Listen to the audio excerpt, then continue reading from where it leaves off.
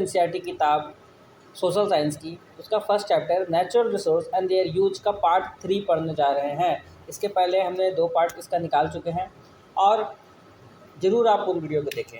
आज हम तीसरा पार्ट करेंगे, renewable and non renewable resource. ठीक है, तो पिछले वीडियो हम लोग ने पढ़ा था कि रिसोर्स को अलग अलग तरीक़ों से कैटेगराइज कर सकते हैं। तो यहीं पर आपका एक और तरीका जिससे हम कैटेगराइज कर सकते हैं रिसोर्स को, वो है आपका रिन्यूएबल और नॉन रिन्यूएबल रिसोर्स। ठीक है, उस बेसिस पे हम लोग कर सकते हैं। अब आपकी किताब में कंसेप्ट दिया हुआ है रीस्टोरेशन एंड रीजनरेशन के बारे में। रीस्टोरेशन का मतलब होता है डैमेज को फिक्स करना, like a healing bond. Regeneration का मतलब है creating a new life and condition for growth. आप कहेंगे आप क्या ये सब वर्ड बोल रहे हैं, तो समझ में नहीं आ रहा है। देखिए, रीस्टोरेशन का मतलब है अगर नेचर का कुछ चीज़ ख़राब हो जाता है तो उससे उस ख़राब पार्ट को हटा कर उसके जगह कुछ नए पार्ट को यहाँ पर इंस्टॉल कर देना, उसे हम कहते हैं रीस्टोरेशन। एक उदाहरण से समझते हैं। मान लीजिए आपका एक गार्डन है छोटा सा और बहुत तेज़ बारिश हुआ, बहुत सारे पौधे जो हैं वहाँ पर डैमेज हो गए। ठीक है, तब वो जो पौधे डैमेज हो गए ना, उन पौधों को हटाकर नए पौधे वहाँ पे लगा दिए। ठीक है, तो जब नए पौधे लगा दिए तो आप उस जगह को रीस्टोर कर लिए। ठीक है, रीजनरेशन क्या है? रीजनरेशन है कि अब नेचर जो अपने आप एक नया लाइफ को यहाँ पे क्रिएट कर रहा है। यानी एक बंजर ज़मीन है, वहाँ पर एक छोटा सा पौधा अपने आप जन्म लेता है। जब पौधा अपने आप यहाँ पर जन्म लेता है तो धीरे धीरे धीरे नेचर उसको रिस्टोर कर करके उस एरिया को पूरे प्लांट से भर देता है। ठीक है, तो वहाँ पे अपने आप को नए लाइफ को रीजनरेट कर दिया। फिर उस एरिया में बहुत सारे जानवर आने लगेंगे। ठीक है, इस पूरे इकोसिस्टम को ही यहाँ पर डेवलप कर दिया गया रीजनरेशन के लिए। ठीक है, अब हम उम्मीद करते हैं आपको चीज़ समझ में आया होगा। अब देखिए नेचर साइकिल के बारे में, उसको समझते हैं। ठीक है, तो नेचर को आप जब भी देखेंगे ना, साइकिल चलता है। यानी जो चीज़ जन्म लेता है, ठीक है, वो एक समय तक जीवित रहता है, उसके बाद वो ख़त्म हो जाता है और उसके बाद फिर से नई चीज़ें जन्म लेता है और एक साइकिल इस तरीके से चलता रहता है। जैसे यहाँ पे एक फॉरेस्ट का एग्जांपल आपकी किताब में दिया हुआ है कि मान लीजिए एक ट्री है, एक पेड़ है, वो गिर जाता है। ठीक है, फिर फंगाई है, बैक्टीरिया है, इंसेक्ट है, उसको डिकम्पोज करते हैं, उसके टुकड़े कर देते हैं। ठीक है, उससे जो जिस सॉइल पे वो गिरे होंगे, जिस ज़मीन पे वो गिरे होंगे, वहाँ पे बहुत सारे रिच न्यूट्रिएंट्स उस पेड़ से मिला। ठीक है, और उसके बाद जो है जो सीड्स होंगे उससे नए ट्री फिर उस एरिया में ग्रो होंगे। फिर ये साइकिल फिर कंटिन्यू होगा, फिर पेड़ गिरेंगे, फिर वो डिकम्पोज होगा, फिर वहाँ पर सॉइल को फिर से रिच न्यूट्रिएंट मिलेंगे और इस तरीके से ग्रो होता रहेगा। नेचर का साइकिल यहाँ पर चलता रहेगा। नेचर हमेशा रीयूज करेगा और रिन्यू करेगा। ठीक है, अब रिन्यूएबल रिसोर्स क्या है, इसको हम लोग समझते हैं। देखिए, renewable resource can be naturally replaced if be used widely. यानी वो वैसे रिसोर्स है जो अगर इंसान इस्तेमाल सही तरीके से करता है तो बहुत जल्दी रिन्यू हो जाएगा। यानी बहुत वो ख़त्म नहीं होगा। अगर हम दिमाग से वाइडली इस्तेमाल करेंगे तो वो ख़त्म नहीं होगा, बार बार हमारे इस्तेमाल के लिए अवेलेबल यहाँ पर होता चला जाएगा। जैसे यहाँ पर सोलर एनर्जी, जो सोलर एनर्जी है, जो सूर्य की किरणें हैं, वो ख़त्म नहीं होती है। वो हमेशा के लिए आपको सनलाइट देते रहेगी। विंड एनर्जी हमेशा आपको हवा चलेगा। रिवर वाटर जो है, रेन और ग्लेशियर, रिवर का वाटर भी आपको देखिए हर साल रिवर बह रहा है। ठीक है, टिम्बर हो गया, पेड़ से टिम्बर हो गया। ठीक है, इसका भी इस्तेमाल बहुत बड़े बड़े स्केल पे। तो सॉइल जो होता है वो भी अपने आप को बार बार रिन्यू यहाँ पर कर लेते हैं। लेकिन यहाँ पर एक अगर मगर ये है कि यहाँ पर रिन्यूएबल में अगर आप उसको बहुत ज़्यादा ही ओवर यूज कर दिए हैं, यानी पेड़ को इतना ज़्यादा पेड़ काट रहे हैं कि दोबारा जल्दी ग्रो ही नहीं कर पा रहा है, उस केस में वो रिन्यूएबल नहीं रहेगा। उस केस में उसका प्रॉब्लम आएगा। अभी की क्लासिफिकेशन के हिसाब से वो रिन्यूएबल है, लेकिन अगर इंसान इस तरीके से पेड़ को काटता रहा, सॉइल को एक्सप्लॉइट करता रहा, पानी यहाँ पर पूरा पॉल्यूट करता रहा, रिवर वाटर को, तब वो शायद रिन्यूएबल के कैटेगरी में ना रहे। इसलिए यहाँ पर लिखा हुआ है कि आपको वाइजली इस्तेमाल करना है, तभी उसे हम यहाँ पे रिन्यूएबल कहेंगे। तभी अपने आप को समय रहते हुए रिन्यू करता रहेगा और इंसान उसका इस्तेमाल करता रहेगा। अब डिस्टर्बिंग नेचुरल रिदम। अब यहीं पे देखिए हम जो समस्या के बारे में बात करें, ह्यूमन जितना लालची है, वो अपने फ़ायदा के लिए नेचर को हमेशा परेशान करता रहता है, नेचर के नेचुरल साइकिल को हमेशा डिस्टर्ब करता रहता है। ठीक है, कभी इंडस्ट्रियलाइजेशन कर रहा है, यानी बहुत फैक्ट्री लगा रहा है, इंडस्ट्री लगा रहा है, जिससे पेड़ काटा चला जा रहा है, बहुत पॉल्यूशन कर रहा है, यहाँ पर फॉसिल फ्यूल जला रहा है। इससे क्या हो रहा है, इंसान की एक्टिविटी के कारण यहाँ पर नेचर को डिस्टर्बेंस हो रहा है, वो सही से रिसोर्स को रिन्यू नहीं कर पा रहा है। यहाँ पर देखिए ज़्यादा पॉल्यूशन हो गया है। ग्लेशियर जो हिमालय का पिघल रहा है, हिमालय का जो ग्लेशियर है वो पूरा पिघलता चला जा रहा है, इतना जल्दी वो मेल्ट कर रहा है कि बहुत रिस्की है। रिस्क टू वाटर सप्लाई मतलब कि बहुत सारे वहाँ पर अचानक पानी का धार बढ़ गया है क्योंकि ग्लेशियर बहुत स्पीड में वहाँ पर पिघल रहा है, तो इससे बहुत समस्या आ सकता है, बाढ़ आ सकता है, बहुत लोगों को यहाँ पर नुकसान पहुँच सकता है।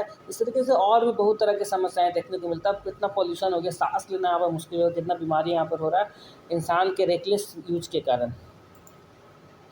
ठीक है, तो इसी को लेकर अगर हम लोग ट्रेडिशनली देखेंगे तो पहले के टाइम पे क्या होता था, बहुत सारे लोग क्या करते थे, वो स्पॉनिंग जो सीजन होता था फिश का, वहाँ पर वो फिश को नहीं मारते थे। स्पॉनिंग सीजन का मतलब है वो टाइम पीरियड जहाँ पर वो फिश जो है अपने अंडे दिया करती हैं, वो अंडे देंगे तभी नए फिश आएंगे, तभी इंसान फिर उनका इस्तेमाल करेगा। ठीक है, तो बहुत सारे लोग उस टाइम पीरियड पे फिश का शिकार नहीं करते थे, रखते थे, लेकिन अब वो चीज़ बदल गया है। अब बहुत सारे लोग नॉनवेज हो गए हैं, सबको फ़िश चाहिए, फ़िश का डिमांड बढ़ा हुआ है।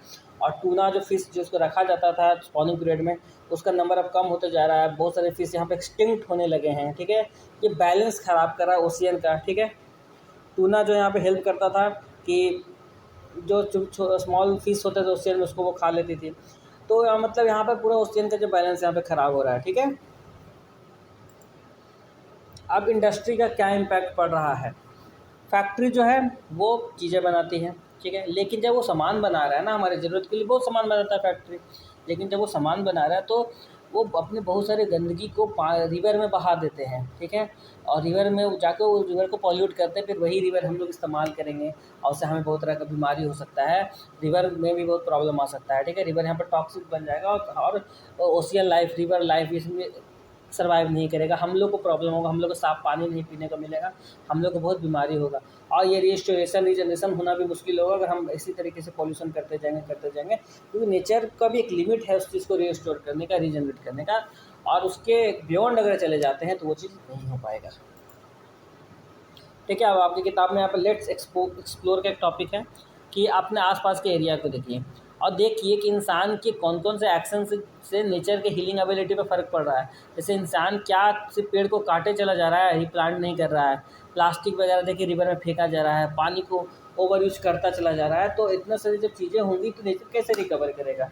तो जब भी आसपास आप देखें कि लोग गंदगी फैला रहे हैं, नेचर को बर्बादी कर रहे हैं, तो आप उन्हें समझाइए और बताइए कि नेचर का बहुत इंपॉर्टेंस है। अब देखिए नेचर का इकोसिस्टम फंक्शन क्या है कि नेचर जो है वो किस तरीके से अपने आप में काम करता है। ठीक है, when human benefit from them we call it ecosystem service. देखिए जब ह्यूमन को नेचर से यहाँ पर फ़ायदा होता है तो हम लोग उसको क्या कहते हैं, इकोसिस्टम सर्विस कहते हैं। यानी पेड़ है वो नेचुरल रिसोर्स है, वो क्या ऑक्सीजन प्रोड्यूस करता है, वो क्या है यहाँ पे इकोसिस्टम फंक्शन है। ठीक है, अब जो पेड़ जो है जो ऑक्सीजन दिया उससे हम लोग ब्रीथ कर रहे हैं, वो सर्विस है। ठीक है, तो अगर आपसे ये पूछते कि फंक्शन क्या है, जब नेचुरल रिसोर्स जो है कुछ प्रोड्यूस कर रहा है तो वो है आपका इकोसिस्टम फंक्शन, और जो चीज़ वो प्रोड्यूस किया उसका इस्तेमाल जब इंसान अपन कर रहा है वो क्या है, इकोसिस्टम सर्विस है। तो आपके एग्जाम में क्वेश्चन आ सकता है कि इकोसिस्टम फंक्शन और इकोसिस्टम सर्विस में क्या डिफरेंस है, तो हो सकता है अब आपको ये चीज़ समझ में आ गया होगा। ठीक है, यहाँ पे देखिए फॉरेस्ट जो है वो वाटर को क्लीन करता है, इरोजन को रोकता है और हैबिटेट भी देता है, उसकी सारी चीज़ भी सर्विस में आएगा। तो यहाँ पर नेचर जो है अपने आप को खुद को बचाने की कोशिश करता है, पर हम लोग इतना ज़्यादा बर्बाद कर रहे हैं कि शायद वो भी नहीं कर पाए वो चीज़।